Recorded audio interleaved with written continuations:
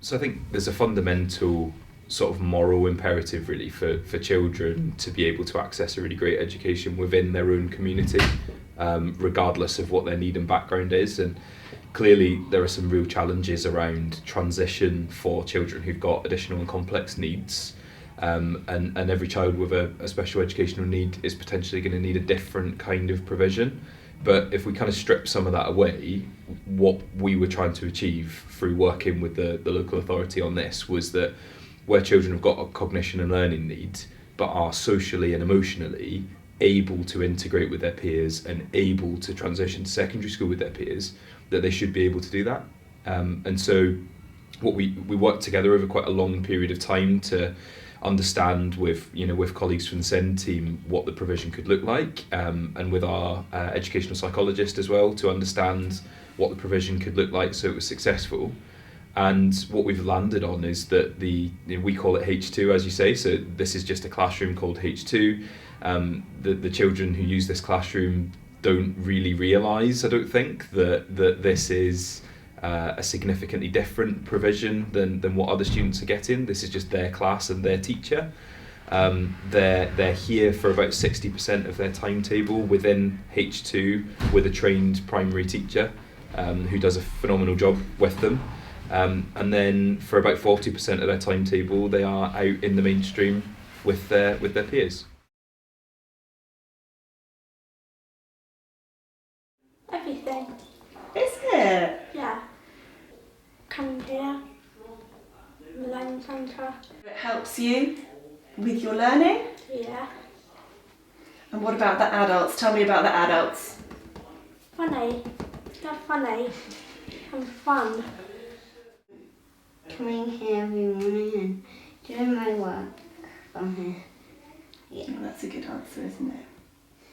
And do you think it helps you with your learning? Yeah. Yeah? How do you feel like it helps you? Really good. Really good? Yeah. It's given me more confidence and it helped me know what's gonna come up.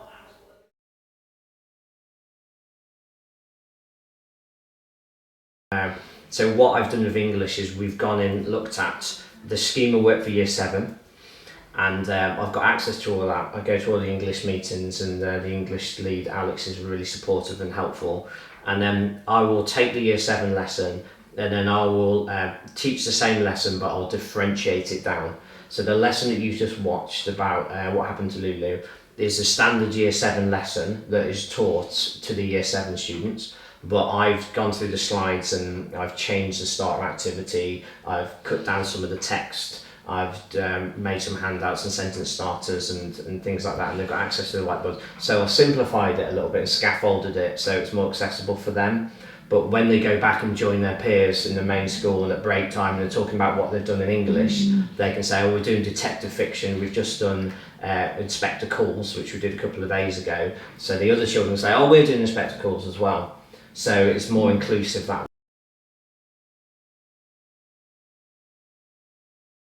way. One of our young students that sort of has maths and English down here and also attends mainstream lessons as well, they really look forward to this kind of nurturing, quieter environment where they can just relax and and manage kind of the workload at their levels to meet their needs, and in terms of physical sort of tangible items and things like that you wouldn't necessarily normally have in a mainstream lesson, that they have all of those resources down here as well. And with Mr. Allington sort of leading those lessons, and Emma and I cover some lessons as well occasionally, and he really does, he goes all out at the differentiation down to their needs and supporting them in the way that they need supporting in those sort of main maths and English lessons, which obviously... And it provides them with that little bit of confidence and comfortability during the day that means that they allows them to build up that resilience to then go back and conquer the bigger lessons with the things that they find difficult, maybe like the loud noise or quite a lot of students in the classroom, or the work might be slightly more tricky, but they've still got the TA support in the classroom, but because they've had that time out almost, even though they're still working down here, the environment is such a different such a difference for them that they then do, like you say, build up that resilience to be able to cope with the rest of their mainstream lessons and feel like they're part of the school still.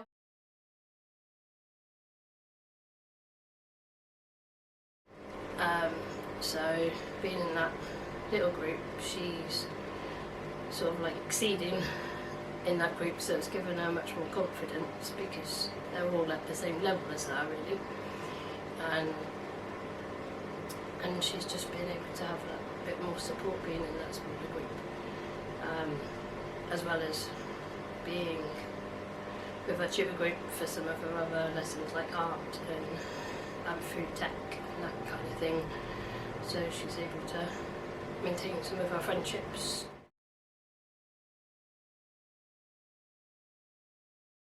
It took us probably about 6 or 7 months of probably meeting once a month in order to make some key decisions around what was the provision going to look like, who was it going to be for, what was it and what wasn't it, and to draw some really clear lines around that we were comfortable with and that the local authority was comfortable with.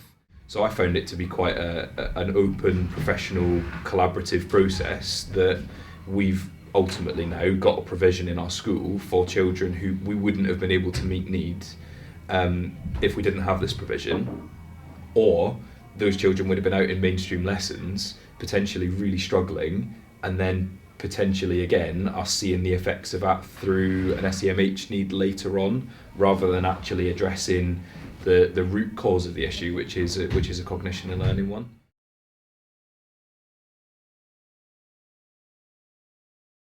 Absolutely found the process to be positive, professional, quite liberating in a way, because we've now got a provision that is right for these children.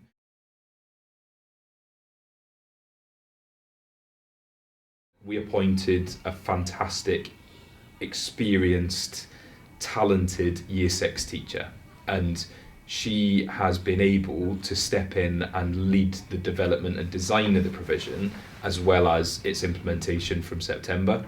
We bought some extra time for her before the summer holiday to come and set up the curriculum before the summer holiday. So she met with all of our heads of department to understand, right, what does the Year 7 curriculum look like, so that she could then plan for the children who are in her class to follow that Year 7 curriculum, but at an appropriate level.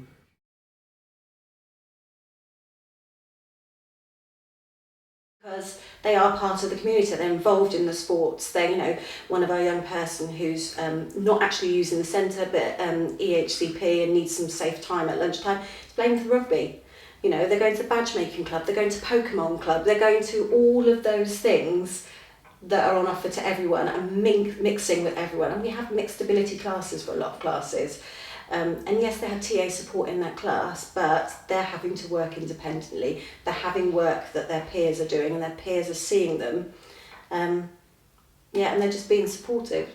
This is not called something different. We don't tell the children it's something different. This is their classroom where they get taught by their teacher for some of the time, and the rest of the time they're out in the mainstream. They're involved in clubs, they go on trips, they have great relationships with their form tutors, with their friends, with their other teachers around the school.